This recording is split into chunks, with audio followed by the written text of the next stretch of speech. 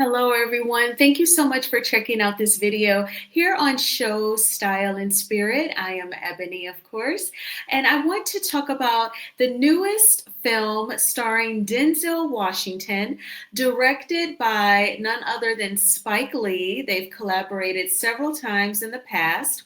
The newest film is called Highest to Lowest, and it really ignites a lot of great conversation regarding a variety of topics, including the music industry, how it is heavily influenced by social media, its low standards from the visuals with the young ladies twerking and hip hop music. It's clear Spike Lee, I don't think he's a huge fan of hardcore rap. Maybe he kind of likes like the origins of it, but not hardcore rap. And even the way the police interact with former convicted criminals. So before we get into it all, I ask that you please hit the like button on this video and please subscribe to the channel. And everything that I'm saying is alleged and just my opinion. All right, so this is the movie poster for Highest to Lowest. As you can see, Apple TV Original Films, they are pretty much the distributor for this film. And I actually, y'all know, going to the movies is my favorite pastime. I'm at the movies every weekend, and I never saw a preview for this film. And when I go to the movies by myself, I always make it to the theater in time, not only to get popcorn, but to see the previews. So I have to say, if I'm going to the movies with friends, more than likely we're running a little behind and I missed the previews. But I did not see a preview for this film. And, again, I'm at the theater every weekend. I only heard of this film because one of my friends, Tony, from high school, she texts me saying, yeah, Denzel is in a new film. It looks good. I think I'm going to check it out. And I was like, thanks for telling me. And I just Googled Denzel's newest film and boom, saw Highest to Lowest, saw it was a Spike Lee joint. And I'm like, oh my gosh, I'm going to check it out this weekend. So this weekend came and I saw it. Now, of course, okay, so when it comes to Spike Lee films, I feel a couple of ways. Do I think that he is a deep analytical thinker and he definitely is a master at sparking conversation on topics in his films? Absolutely. Do I think that he's great at picking great actors? The casting is on point? 100%. Am I a fan of Spike Lee's camera tricks? Absolutely not. The whole when the actor it looks like they're sitting on a stool and the background is moving. I cannot stand that. And that's in this movie, okay? Like a couple of times. He loves that particular camera trick. I feel like that's in every single one of his films. And the dramatic music and the cutting the where it gets constantly closer and closer to the actor's face, like the close-up gets even closer when they're doing like a dramatic emoting, a dramatic facial expression. Then the camera angle, the close up gets even closer. All those things that makes it a Spike Lee joint. He does that. It kind of drives me nuts, but I accept that that's him. Okay. I don't really care for it, but I know that that's him. I know if I'm going to watch a Spike Lee movie, that's what I'm going to get. And that is what you get. Now, he and Denzel Washington, they've worked together so many times. I feel like before you had the Ryan Coogler, Michael B. Jordan combo, you had Spike Lee and Denzel Washington. And I feel like Spike Lee understands Denzel, and moreover, Denzel understands Spike Lee. And I just think that they work well together. And I think that they complement each other's work well. And I was sitting in the theater thinking, I love School Days. I love Malcolm X. I love Do the Right Thing. I was a kid when his very first film, She's Gotta Have It, came out. My sister Kim, she's 14 years older than me. And I know sometimes when I was a kid, she would mention that movie. So I'm not super duper familiar. I just know that the young lady who was in the lead for She's Gotta Have It, she was in New Jack City and she wore the bob wig. That was just something that I know. And then I know that She's Gotta Have It was remade on Netflix. So, but I know that he's a very smart filmmaker. He's just into the quirky camera tricks, but that's not a big deal.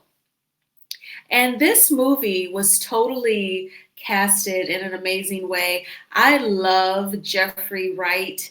He is an exceptional actor. He can play a wide range of roles.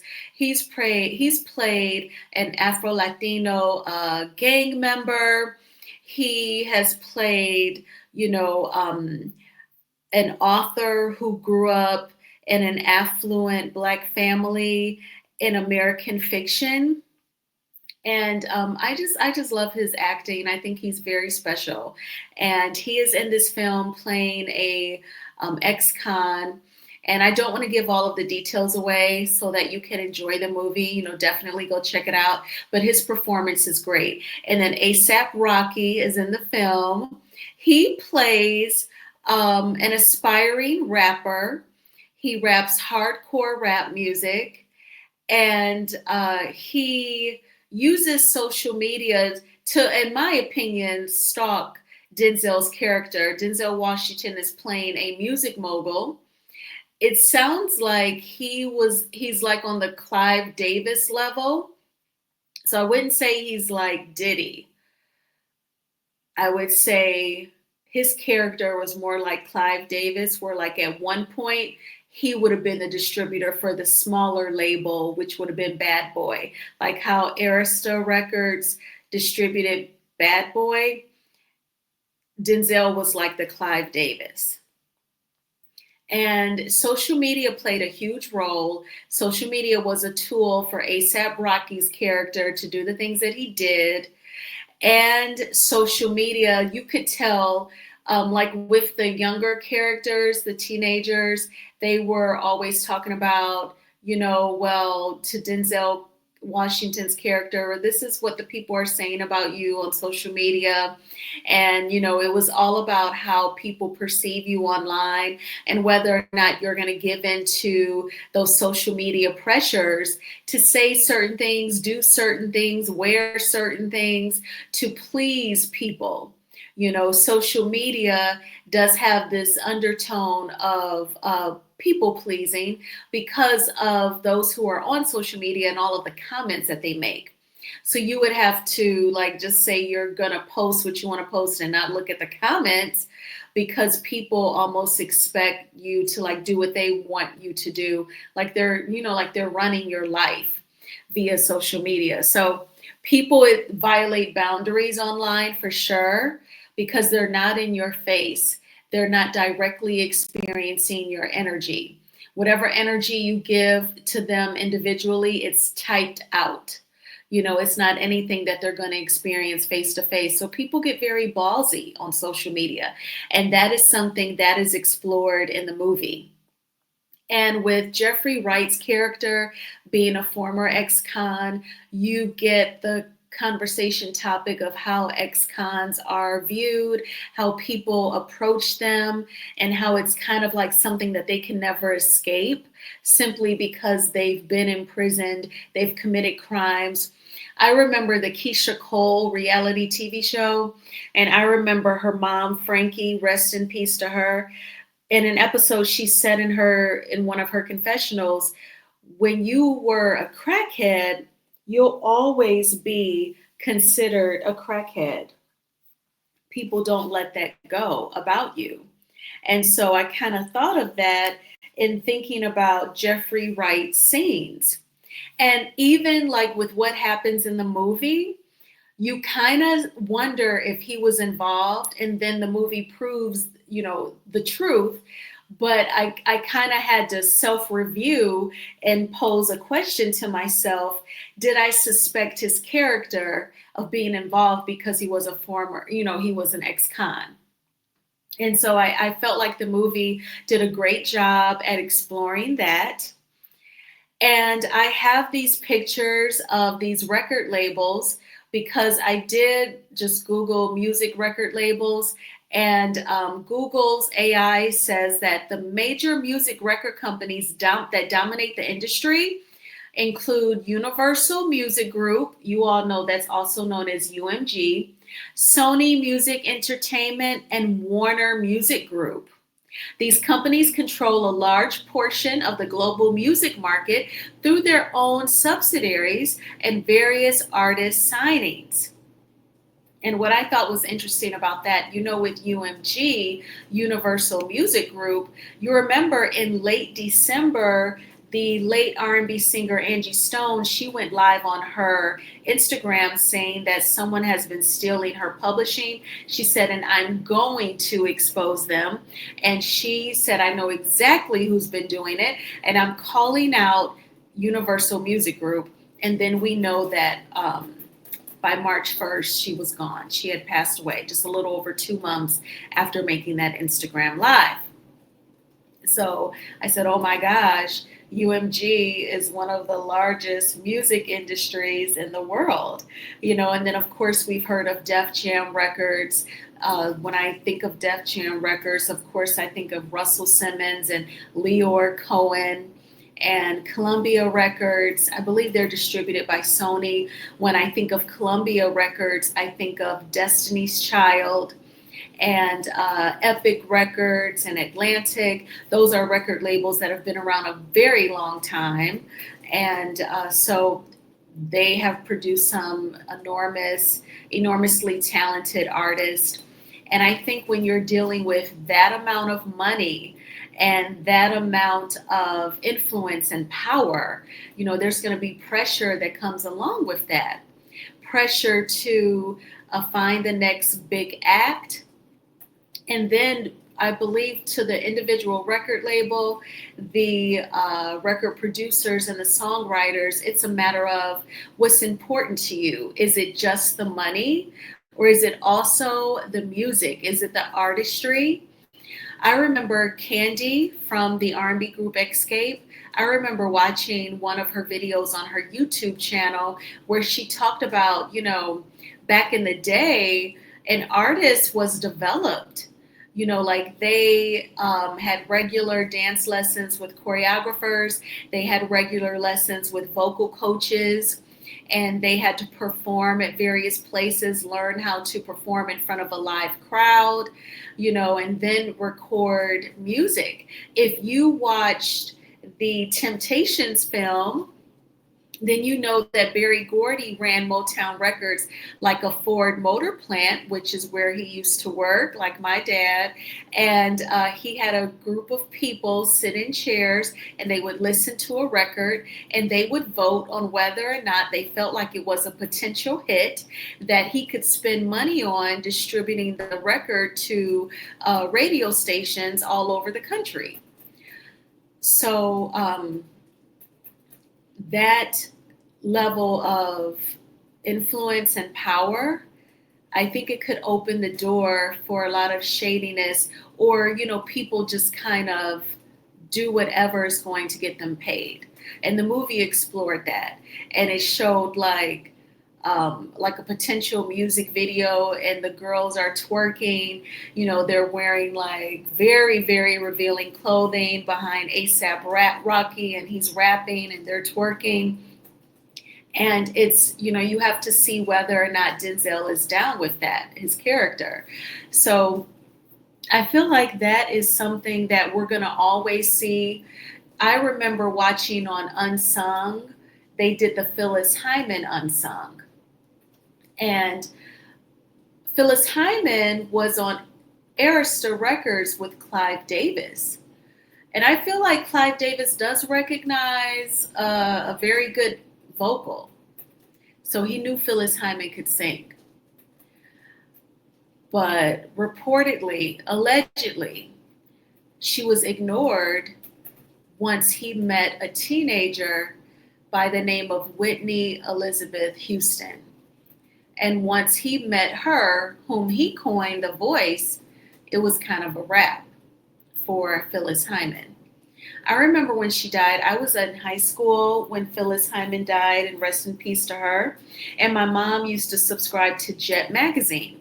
And my childhood dream was to be a news anchor. So and I'm also a nerd, so I would read the Jet magazine, sometimes like in a news anchor voice. And I remember reading how they said that Phyllis Hyman, those close to her, said that she would complain and kind of bitch about, like, my songs, they don't really spend a lot of money promoting my records, letting me shoot really cool music videos, but they do all of this promoting for like a Janet Jackson, who isn't as strong of a vocal.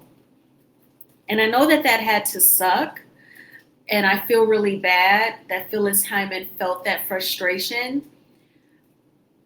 I feel like, okay, well, Miss Hyman, I agree with you. You're right. The same amount of money should have been spent on promoting your music. But, like, dude, I also enjoy Janet Jackson. I feel like performance wise, especially in the 80s and 90s and early 2000s, oh my gosh, amazing. So to me, both should have been heavily promoted. But the music industry, would they be into a lady like Phyllis Hyman, who's tall and wears these elaborate gowns and hats, or Janet Jackson, who's showing her midriff and she's got cleavage and she can dance and she's dancing suggestively, and MTV was playing the heck out of her videos until the Super Bowl wardrobe malfunction, and then they kind of played her, but I won't go down that rabbit hole. But they're gonna pick and choose, and they chose like Janet, the Janet type. And so this movie really makes you think about that and have those conversations. And then also the consumer, you dictate what you want to see. I remember this is like when I was a kid and in the late 80s and in the 90s watching Teen Summit on BET. I remember Jada Pinkett was on Teen Summit and she talked about a book called The Invisible Hand.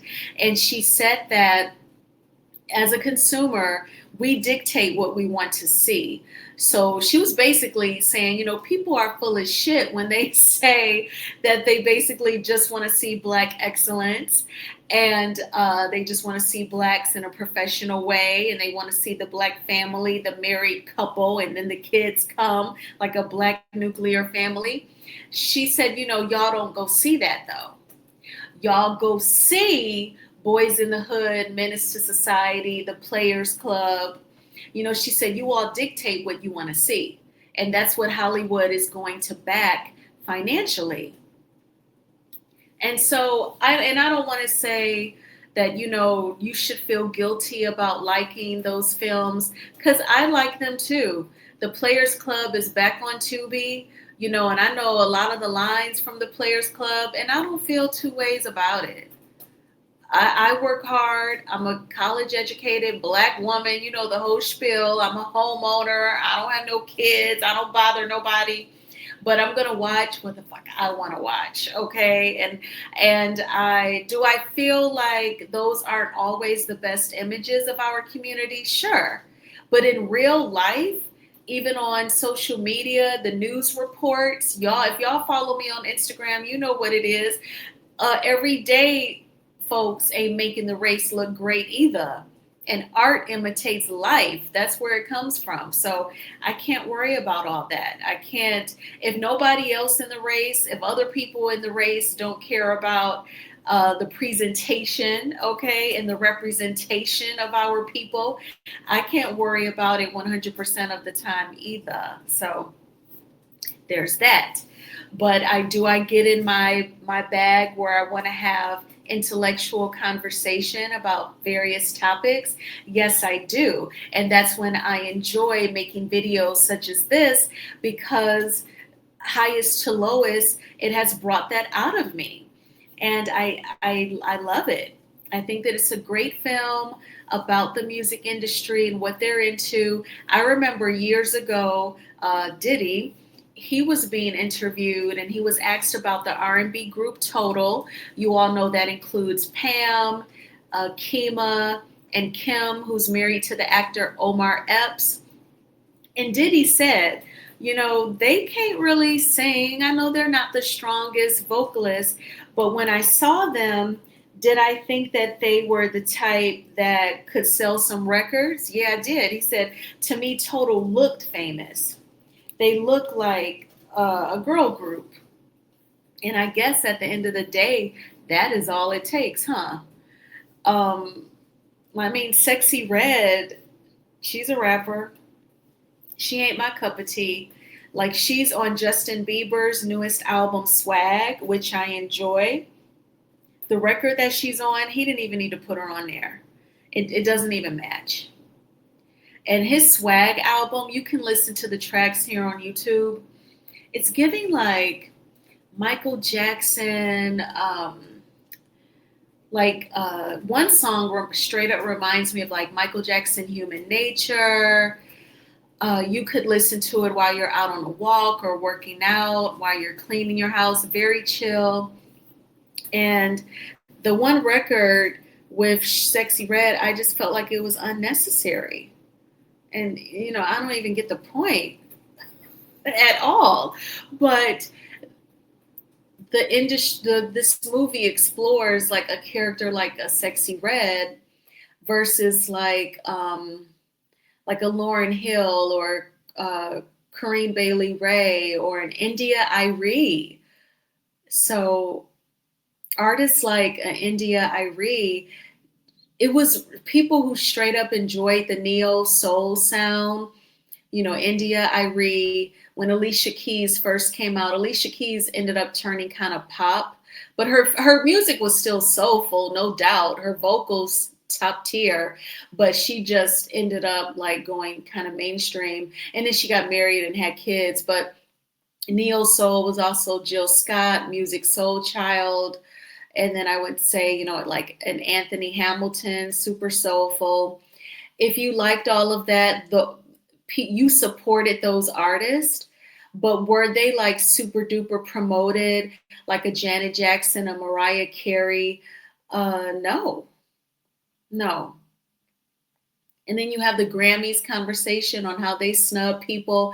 If you follow the blogs on Instagram, there's the clip of Mariah Carey being interviewed, and she said the Grammys are overrated. That girl got 2 platinum albums. That's when an album sells at least 10 million records or more. She's got I think it's like 19 number one hits. I bought her CD called The Number Ones, where it's all her number one songs, and she only got like 5 Grammys. And the story with the clip with her saying the Grammys are overrated, it says in the caption how she's been nominated for like 34 times for a Grammy and she's only gotten like 5. And I just think that's total BS. I think that's bananas. So it seems like with the music industry, there's this battle to stay true to who you are. Stay true to who you are, stay true to your artistry. And some people blow up and they ain't even feeling it. Like a Lauryn Hill, I always felt like she didn't really like the fame. She just wanted to do her music. I felt like that with Dave Chappelle. He didn't really care for the fame. He just wanted to do his comedy. And, even today, he like lives on a farm in Ohio. So he's like not even that far from Michigan, just the next state over. But he lives like on a farm. And when he was offered all that money on Comedy Central and he like disappeared for a while and went to Africa, I think the pressures freaked Dave Chappelle out. And I remember he went on Oprah basically to talk about his feelings and the anxiety. And Oprah was like, well, trust me, when they give you that kind of money, don't think it's no strings attached. She was, I'm not going to say she didn't have empathy for him, but she was kind of like, almost like get over yourself. But no, he's human. So those pressures are real. But I think this is a great film. When you have some time, definitely go see it and let me know in the comments what you thought about it. I thank you all so much for checking out this video. Please hit the like button on this video and please subscribe to the channel. And I will talk with you all soon. Bye.